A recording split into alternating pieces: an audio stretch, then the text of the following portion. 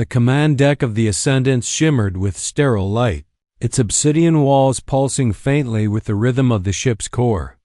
Varun officers stood in perfect stillness, their movements minimal, deliberate. Discipline was not encouraged in the Empire, it was bred. At the center, seated in a throne-like command chair carved from burnished alloy, High Executor Tezek stared through the transparent viewing window at the swirling stars beyond. He barely blinked. 1,000 fleets had followed his commands. A dozen worlds had fallen silent at his approach. He had seen empires die, rebellions crushed, and species erased from existence like chalk from stone. But even he had never seen a world as peculiar and irritating as Earth. Confirm coordinates, Tazek said without emotion. Commander Elan stepped forward, armored shoulders gleaming. Sol system, third planet from the star. Designated by locals as Earth, population, approximately 8 billion. Technology, scattered, inefficient. Political structure, fractured. Military cohesion, negligible. Tazek didn't turn. Category? 3, Elan replied. Primitive, with pockets of unpredictability. Tazek let out a soft breath that might have been amusement.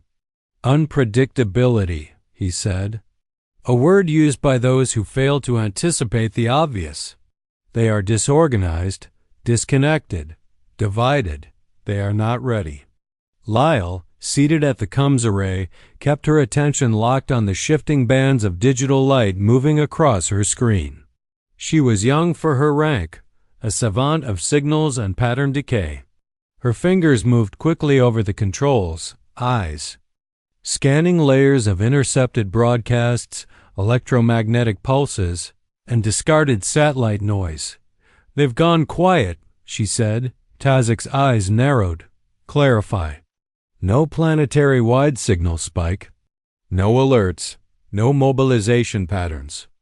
Their deep sky radar arrays are powered, but idle. No transmission matches known distress protocols.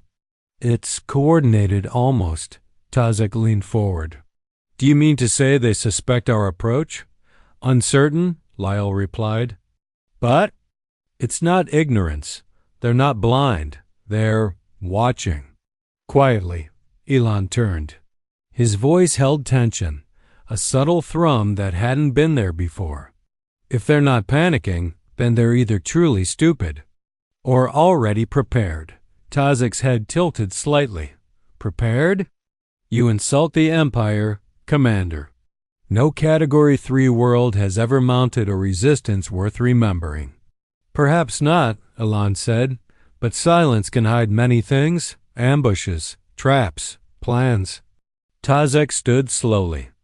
The movement alone quieted the entire bridge. You will find that war, Commander, is not won by fear of shadows. It is won by firepower. And we carry enough to blacken every continent on that fragile rock. Still, Elan said nothing. Lyle interrupted. Her voice more hesitant now. Executor? They have stopped transmitting entirely. Tazek turned sharply. Explain. She swallowed. There were still ambient transmissions from ground-based systems. Low-band chatter. Digital drift. Civilian. Networks, now it's gone. Within the last 2 minutes, Earth's signal profile dropped by 98%. No warning. No shutdown pattern. Just silence. No one moved. The crew, trained for precision, froze in place. Elan stepped toward the viewport, arms behind. His back. I have reviewed their satellite images, he said quietly. Their cities, their machines, their faces. He paused, gaze locked on the distant blue shimmer of Earth displayed on the main screen. They look like prey, he whispered. But in his voice was no confidence, no victory. Only the creeping echo of doubt. Beneath the frozen crust of Iceland, buried so deep that even thermal scanners would return a null reading, a facility older than any living government thrummed with hidden life. The walls were lined with alloy plating scavenged from 100 crashed prototypes and decommissioned war satellites. Every corridor was tight, functional, no windows, no names, no signs. Only the emblem engraved on the main blast door gave a clue to what lay within, a black circle split by a single red line. The mark of Echelon Prime Earth's last line. And first strike, Director Vera Solheim moved down the corridor with a pace that demanded silence. No one spoke as she passed. No one ever did. She was the architect of Earth's deep shadow defense, a woman whose very existence had been erased from global records a decade ago. She had predicted this day. She had warned every council that would listen. Most hadn't. Those that did now lived in bunkers and operated under Cody names. She entered Command Hall Theta, a dimly lit circular chamber filled with layered consoles, quantum displays and live projections of the Sol system. Suspended above the center was the image of the approaching Va'ruun fleet, blinking red like blood and water. "They've entered Saturn's outer orbit," reported Isaac Kwan, led on neural warfare systems. He didn't look up from his terminal. "They're not," clomation is textbook. Classic three-spire phalanx. Arrogant. "They're not cloaking?" Vera asked. "No," he replied. "They're proud of what's coming." She nodded once. "Then let them come." The tension in the room sharpened. General Andre Knox stepped out of the shadows. His face was square, scarred, and unflinching. "What's the threshold for counter-activation?" 15 million casualties, Vera said flatly.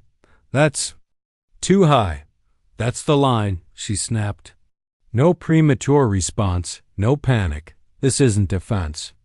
It's theater." Isaac stood now, voice controlled but urgent.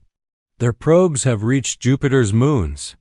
Within days, they'll scan our outer planetary arrays. We need to show them something. Not everything." Vera walked to the edge of the hologram and reached into it, isolating a small object orbiting Neptune. A single inactive platform labeled Apollo Shard 5. "We'll let them find that. Let them think it's our best tech. Let them gloat over how easy it will be." Knox frowned. "And if they fire first?" "They won't," Vera said. "Not until we invite them." In a smaller chamber beneath the control deck, Project Crucible was already spinning up an AI swarm designed not to fight, but to humiliate. Launched into orbit under the guise of weather satellites years ago, it had slept quietly, gathering data, watching, waiting. Ren Yao, a teenage engineering prodigy with fingers faster than code itself, was tuning the swarm's secondary protocols. Her eyes were locked on a sequence of calculations only she understood. She whispered to herself as she soldered the final relay node. "They're going to see fire come from the sky and think it's God, but it's just me." On the screen beside her, a decrypted feed flickered in from the Va'ruun flagship. The aliens were already watching Earth's silence, mapping our cities, compiling psychological profiles. They expected scattered resistance, civilian panic, weakness. Instead, every move Earth made was calculated. Every delay was a layer of bait. The longer they watched, the more they believed they had control. And the more control they believed they had, the more devastating their fall would be. Back in the command hall, Isaac approached Vera quietly. "They're intercepting false broadcast patterns we buried in the Pacific Net grid. Should we reel them in deeper?" Vera turned to him slowly. "Release the ghost script." "But that script will, I know what it will do." Moments later, across the void of space, the Va'ruun picked up a faint distress signal from Earth's undersea network. It was garbled, fragmented, designed to seem like an emergency relay from a collapsing defense system, requesting aid unknown. Gravity well system failure, biological threat contained, repeat contained.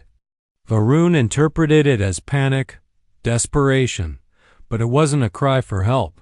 It was a trigger dot as the signal reached the Varun fleet. Crucible came online, silent, invisible, unstoppable.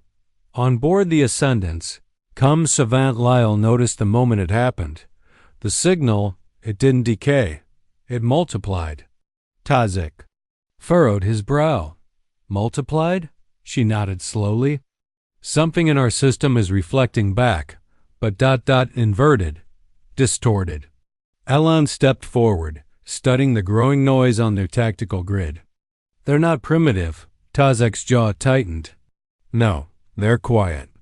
Elon's voice lowered, almost a whisper. They're listening to us.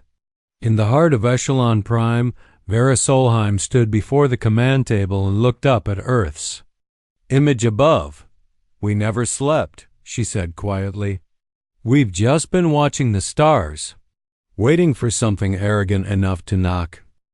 Above Earth, the stars shimmered like they always had, calm, indifferent. But something new had entered their order, a shadow that did not belong. The Varun Armada, pride of an empire that had outlived hundreds of civilizations, coasted silently into high Earth orbit, gleaming with obsidian hulls and ionized ridges that shimmered blue. Like predator scales catching the light, they expected a show of force to send the primitives scurrying into submission. What they got instead was a planet that stared back. From the bridge of the Ascendants, High Executor Tazek watched Earth rotate slowly beneath them. Still no signal, he muttered. No shields. No countermeasure. No message. Curious. Savant Lyle's fingers danced across the interface. There's signal scatter, but not active broadcasts. It's as if the entire planet powered down its defenses. Or cloaked them, Commander Elon added from his post, his eyes fixed on the curvature of the blue planet. It's too clean. No panic frequencies, no emergency bursts. Either they are unbelievably ignorant, or we have walked into something they want us to walk into. Tazek waved his hand. Deploy the ultimatum beacon. Full frequency spectrum. Let them hear what's coming. A series of drones launched from the belly of the Varun cruiser network, spinning down toward Earth. They emitted a synthetic, pulse-deep thunderous, carrying the authority of an empire across the electromagnetic void. Attention species of Earth.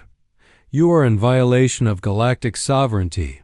You will surrender your governance, your resources, and your planetary rights to the Varun Imperium. Failure to comply will result in total pacification. You have one planetary rotation to respond. The message was broadcast in every language Earth had ever spoken, from classical Latin to Mandarin, from Arabic to Navajo, and Earth responded with silence. Except it wasn't silence. In the shadows of the Van Allen belts, thousands of once dead satellites blinked to life. Communications hubs built during the Cold War began emitting low-frequency pulses. Deep beneath the crust, neural servers aligned and began transmitting synthetic resonance waves, threading between frequency bands, creating interference patterns. So dense they formed a signal null. To the Varun, it looked like a blackout. To Earth, it was the opening of a kill box. From an orbital graveyard once considered space junk, Crucible the AI swarm Earth had been hiding for 15 years. Activated. It didn't fire weapons. It didn't broadcast demands.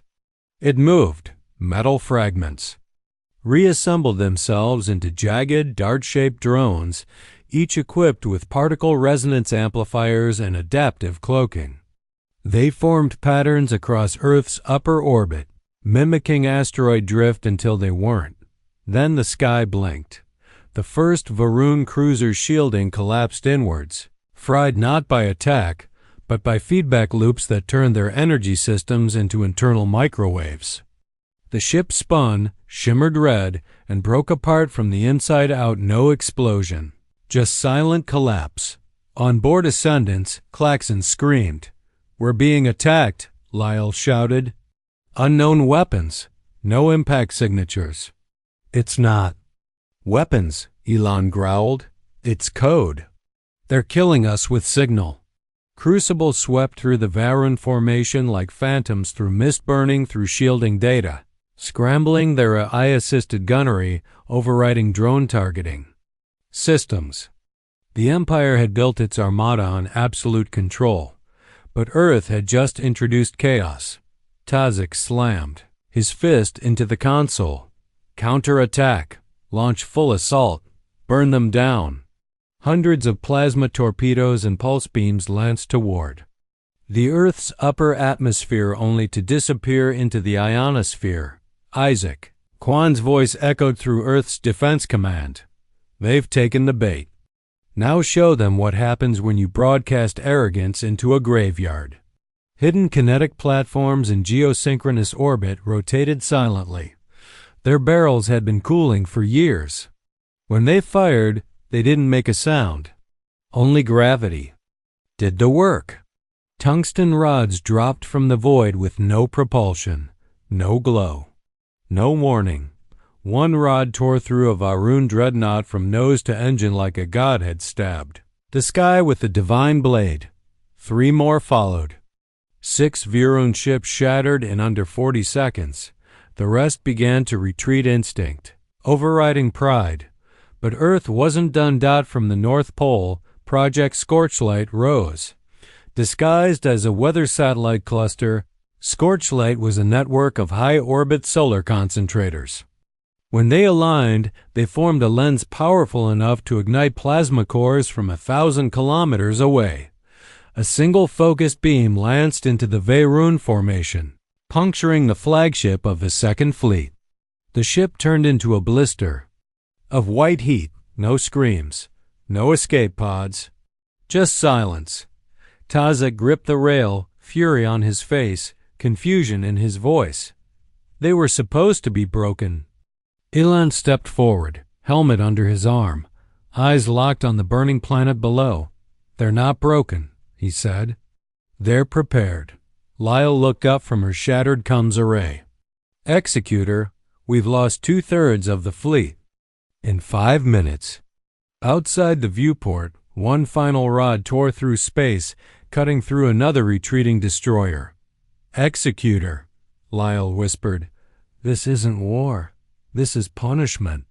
Down on Earth, Vera Solheim stood beneath Echelon, Prime's main screen, watching the enemy scatter like insects. Her voice was calm, almost bored. Fire the next phase. In orbit, the few surviving Varun ships began broadcasting distress signals. But Earth didn't jam them. They amplified them. Earth wanted the galaxy to hear it wasn't a plea for help, it was a warning.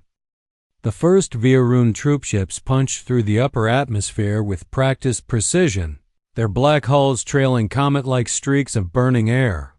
Even crippled from orbit, even fractured from ambush, they came with pride. They came with fury. They came because they were conditioned to believe that ground conquest was inevitable, that the civilization below would crumble under boots made of alloy and doctrine. But Earth wasn't crumbling. It was baiting. They dropped into what used to be Manhattan, Nairobi, Sao Paulo, and Istanbul. Old megacities, now redesigned behind the curtain of normalcy. They expected ruins. Instead, they landed in killboxes. New York's skyline was a jagged forest of hollow skyscrapers, reinforced with collapsible steel girders. The Varun shock troopers moved between the buildings in tri-formations, energy lances ready, scanning for resistance. But they found no defenders until the buildings started to fall. Charges planted years ago exploded in precise sequence, dropping entire structures onto the advancing troops like coordinated avalanches. They weren't just buildings, they were weapons. From the rubble emerged the dirt teams. No uniforms, no insignias.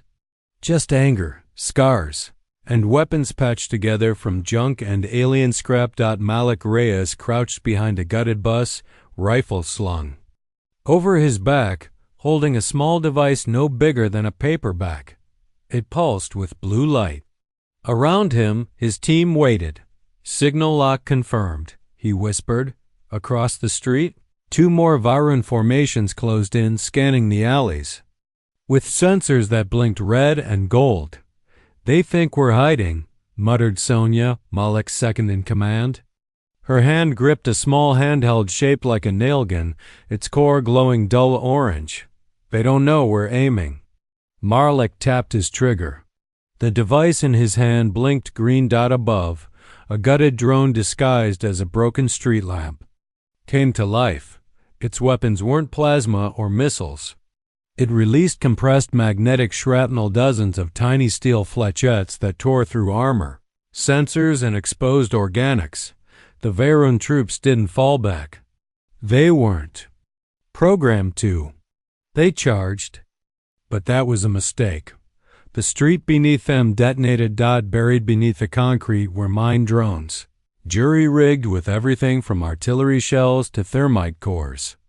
The explosion engulfed 3 blocks. Malik stood as the smoke thickened. His team moved through the carnage like phantoms. He looked up at the black shape of a Varun walker approaching from the harbor. 3-legged, 20 meters tall, its core pulsing with energy. A child's voice crackled in Malik's earpiece. Got it, said Ren Yao. 16 years old, tinkerer, rogue genius, hacker of alien minds. On a rooftop half a mile away, she sat. Behind a control rig, fingers dancing over a homemade interface patched from salvaged ship fragments and the broken shell of an old Xbox controller. I'm inside its targeting matrix, she whispered. Diverting vision filters, now. The walker stopped moving. Then, slowly, it turned, toward the Varun infantry. What's it doing? Barked one of the alien commanders through intercepted radio. Then it opened fire. The walker vaporized. Its own troops in seconds, lances of white light carving through their ranks. They think it's been corrupted, Ren muttered. Let them panic. Down below, Malik's team advanced. From city to city, the same thing played out. In Nairobi, resistance fighters lured invaders into wide boulevards, only to drop container ships from magnetized cranes hidden in the skyline. In São Paulo, entire favelas were wired with heat sinks and false biosignatures decoys that lured enemy squads into flame traps. In Istanbul, minarets were rigged with sonic weapons that emitted frequency nightmares, sounds engineered from the screams of dying Zardari and looped in brainwave patterns known to cause confusion in Varun. Neuro-soldiers. They had expected a planet of fractured tribes. They had found a planet that had unified in silence, in secrecy, in vengeance. Inside a Varun forward command post, Commander Elon stood over a tactical map strewn with failure. His armor was scorched, half his helmet gone. This isn't a resistance, he said to his second.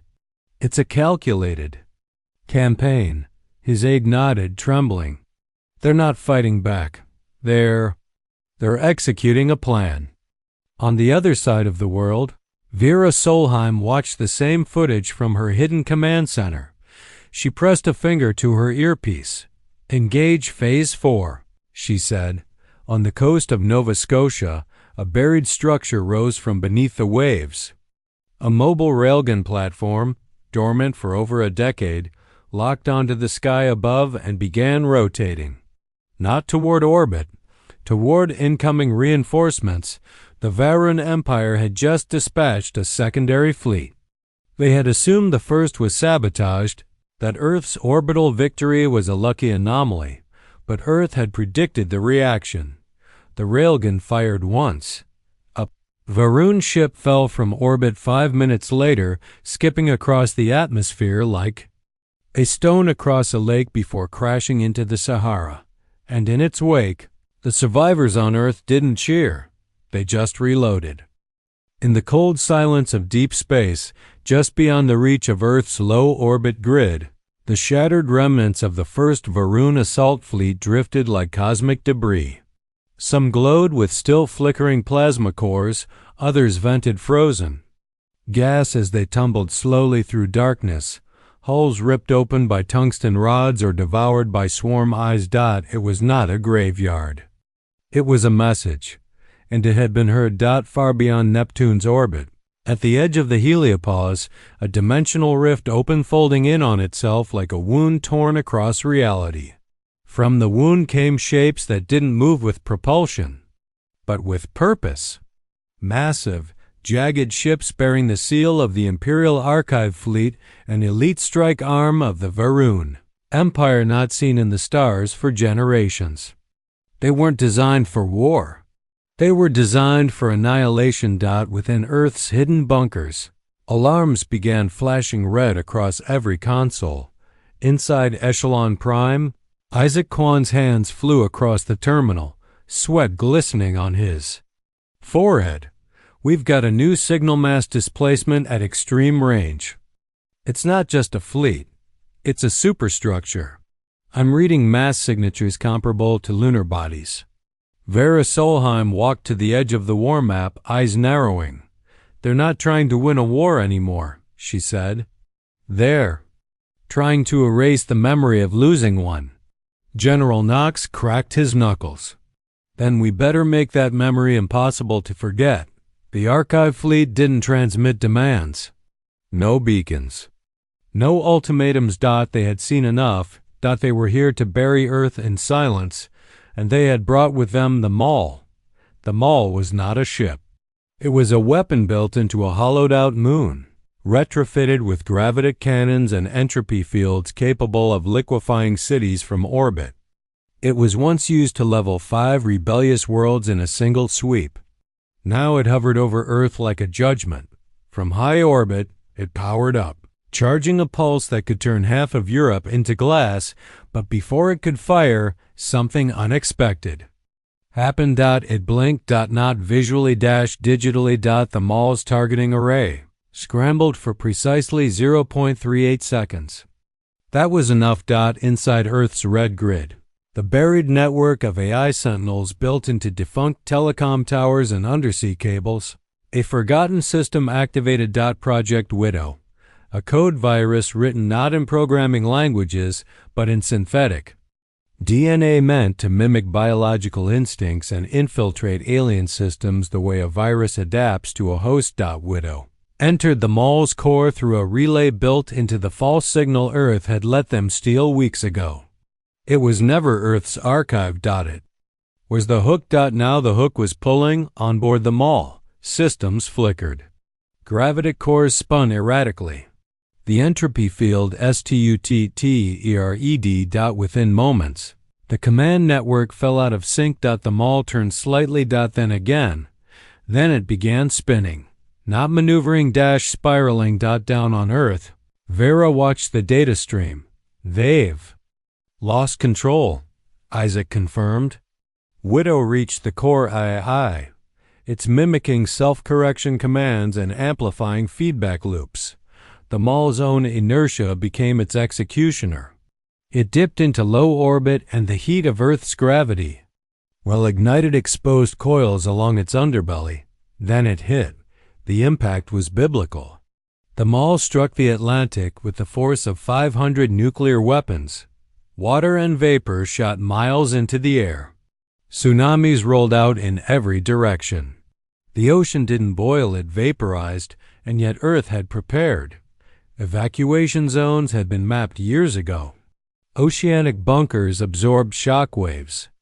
Floating decoy islands soaked impact damage. The planet trembled, but it did not break.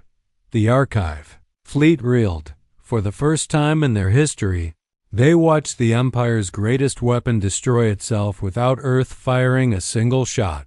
Inside, one of the surviving Archive cruisers, a Varun strategist named Kirik, stood frozen as footage of the Maul's crash replayed in silence. They're not fighting, he whispered. They're orchestrating. But Earth wasn't finished. Malik Rhea stood inside a mobile command carrier on the edge of a ruined coast, a satellite uplink tracking the Archive Fleet's panic. His arm was wrapped in pressure bandages. Blood leaked through his side. He didn't care. Broadcast the loop, he said. Ren Yo nodded, already typing. Her fingers blurred across the interface. The signal began transmitting through stolen frequencies, not an attack. Not a demand. Just footage. Footage of every destroyed Varun ship, every soldier consumed by Swarma is. Every error they made. Every time Earth saw them coming and let them come closer. The footage was layered with sound. A child's laughter, a lullaby. The sound of thunder. To the Varun, it was untranslatable. Unexplainable. And utterly terrifying. Ships began breaking. Formation. They weren't retreating in unison. They were scattering. Earth's network caught the shift instantly. General Knox stared at the updated feed. They've lost central command. This wasn't just a battle. We cracked their belief system. Now, Vera said, we show them the final trick. From beneath the Antarctic shelf, Project Shard rose, a towering vertical structure hidden under the ice, once a research lab, now converted into a missile array designed not to fire at orbit, but through space, aimed at the dimension. The Archive fleet came from Earth. Didn't just want to beat them. Earth wanted to burn the doorway they used. Shard fired. The payload split mid-flight, scattering miniature quantum warheads across the rift mouth, destabilizing the fold space bubble. The wound they came through spasmed, and then it collapsed. Every ship not yet through was lost. Sliced apart by folding space. Like meat through a grinder. Silence returned to Earth's sky. The Archive fleet was gone. Not just defeated. Wiped. The planet groaned. The sea hissed. Ash fell from the clouds. But Earth still stood. And for the first time in history, the galaxy had no choice but to rewrite what it believed about the blue dot on the map. In the aftermath of the Archive fleet's collapse, Earth's skies were quiet but not calm. The clouds above the Atlantic still glowed faint orange, stained by the fallout of the Maul's impact. Ocean winds carried ash across broken coastlines, and every horizon seemed darker, like the stars themselves were retreating in fear. But beneath the silence, Earth moved with purpose. In the ruins of Reykjavik, where ice met scorched earth, Ash Protocol began. From vaults buried beneath mountains, satellite cores activated in sync. Emergency signals once meant for nuclear holocaust now triggered. Earth's first global synthetic neural net, not to broadcast distress, but to project dominance. In orbit, wreckage still floated, shattered hulls of Varun ships, pieces of the Maul, scorched plating with glyphs from a once godlike empire. Earth began harvesting. Drone squadrons 100-strong rose from ocean platforms and hidden hangars, swarming the debris. They didn't dismantle it. They repurposed it. In under 24 hours, the remains of humanity's greatest enemy became the skeleton of something far more dangerous. Earth's first interceptor web, a defense net built entirely from fallen alien technology. The world was bleeding, but it was evolving. In a former underground NATO site now called Bastion Black, Malik Rhea stood over a cracked terminal, shoulder wrapped in bandages, veins burning with experimental regenerative compounds. His hands shook, not from pain. Anticipation. What's the readout? He asked without looking up. Ren Yao, sitting nearby surrounded by cables and blinking hard drives, looked up from a glowing tablet. Fleet loss estimated at 97.2%. Final Archive units confirmed destroyed or missing. No pings across known spectrums. That's not what I asked. Ren exhaled and tapped a key. The screen changed. 3 blinking red dots. Above Earth. Static. Silent. Not Archive fleet. Not Varun. Unknown class, she said. No ID signatures. No radiation. Just presence. Malik leaned closer. The dots hadn't moved since the Archive rift closed. They hadn't reacted to Earth's defense net. They just watched. What do we know? He asked. Ren shook her head. Nothing. They arrived right after Shard fired. They were already here, or they came the moment the rift collapsed. He stared at the screen. Observers? Maybe, she said quietly. Or judges. Elsewhere, Vera Solheim stood inside a war room buried beneath the Appalachian crust. The Earth Vanguard Council was gathering leaders from every major resistance faction, warlords turned diplomats, AI coordinators, survivors from 100 different battlefronts. The massive holoscreen in the center displayed the three unknown. Ships triangular, matte black, like inverted pyramids floating in silence. Vera's voice echoed across the chamber. They've made no move, sent no signals. But make no mistake, they are watching. General Knox stood at her side, one arm in a sling, face bruised but burning with fire. What do we do? Vera looked around the room. No one spoke. No one wanted to admit what they were all thinking. Earth had just shattered an empire, but that had always been the warning. That if Earth ever fought back, it would be loud enough for the galaxy to hear. And now, something was listening. One of the observers moved, not fast. Not aggressive. It simply descended, straight down toward Earth, not toward a command bunker. Not toward a military site, but toward Jericho Crater, a dead zone in the American Southwest, sealed and quarantined for over 40 years. Officially, it had been a meteor strike. Unofficially, it had never been explained. And now, the silent observer was hovering just 30 meters above it, perfectly still. Inside the crater, long-buried sensors, long thought useless, activated. They didn't send warnings. They sent invitations. Coordinates. Frequency keys. A message. You are awake. Malik arrived at Jericho in a reinforced convoy escorted by 6 of Earth's new hybrid walkers, reclaimed Veyron frames powered by human core interfaces. Ren sat beside him, arms crossed, face unreadable. The sky above was blue, cloudless, and broken by the sheer, unnatural silhouette of the observer ship. It didn't hum, didn't glow. It simply was. As they approached the crater, Vera's voice crackled through comms. Stand by for contact protocols. No engagement. Passive scan only. Malik stepped out of the vehicle. The ground trembled once. Then, without warning, the air around them shifted. Not temperature. Not pressure. But meaning. Everyone heard it. In their heads. No sound. No speech, only understanding. You have chosen defiance. Are becoming unstable. You are no longer prey.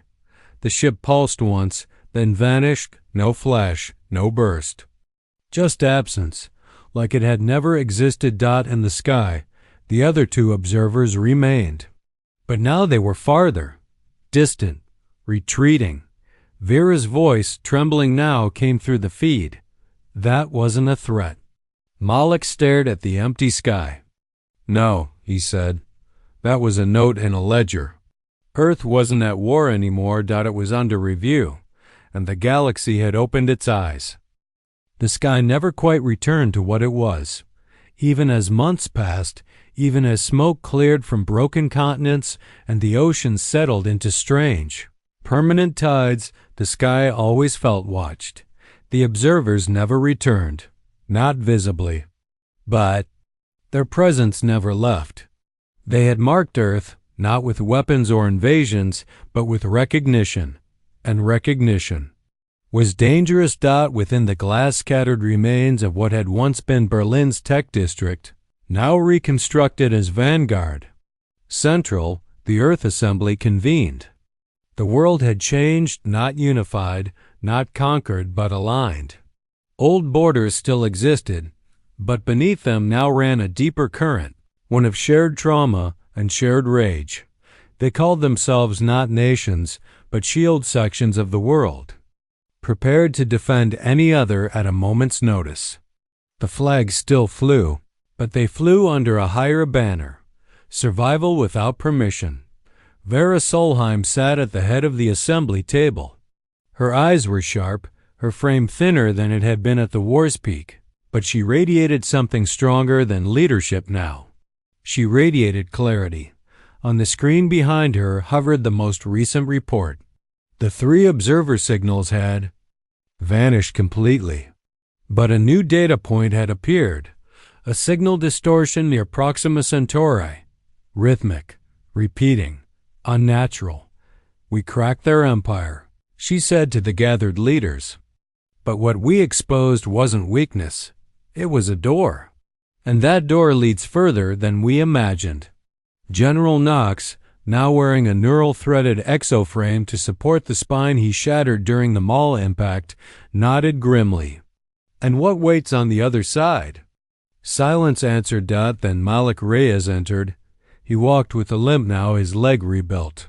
With parts not found in any medical manual, his veins lined with Varun microfilaments that hadn't been fully purged.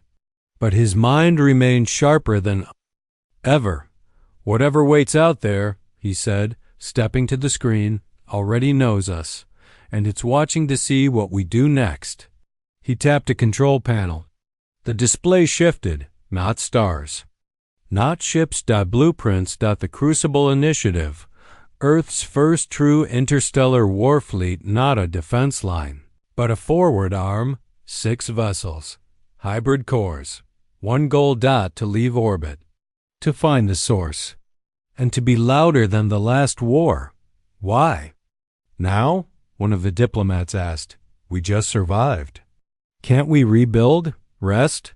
Malik looked at him like he'd missed the entire story. They didn't come here because we were weak. They came because we were quiet. And if we go quiet again, someone worse will come. We're not just rebuilding. We're making sure no one ever forgets what happened when they came for us. From deep within Earth's blacksite vaults, the first Crucible ship, Vengeance 1, powered up. Its hull was made of repurposed Varun plates fused with Earth alloy. Its engines burned plasma wrapped in quantum stabilizers.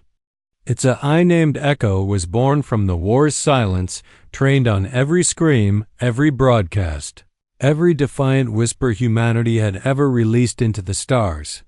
And Echo remembered everything. Ren Yu stood on the launch bridge, older now, eyes harder, fingers scarred from years of coding war into machines. She touched the console and whispered, "Let's show them we're not done." The Crucible ships launched one by one, pushing beyond the moon, past the remains of the Archive fleet's bones, past the Maul's crater now sunk beneath the Atlantic, where it hissed and steamed like a warning. Still too fresh. Earth didn't fire the first shot, but now it would make sure no one else ever could. In a quiet moment before launch, Vera stood alone in her war room, gazing at the fractured planet she had helped save. She didn't smile. She didn't weep. She spoke quietly, to herself or maybe to the void. We were born from dust and fire. You thought we were a weak spark. She turned her gaze upward to the stars still bleeding with the scars of war. You were wrong. As Vengeance, one disappeared into the void, Earth changed again. No longer a blue. No longer prey. No longer quiet, but a storm. A burning memory. A threat written in wreckage and rage. The galaxy had sent its empire to claim Earth. Earth sent back a warning. Come again, and we'll bury the stars with you.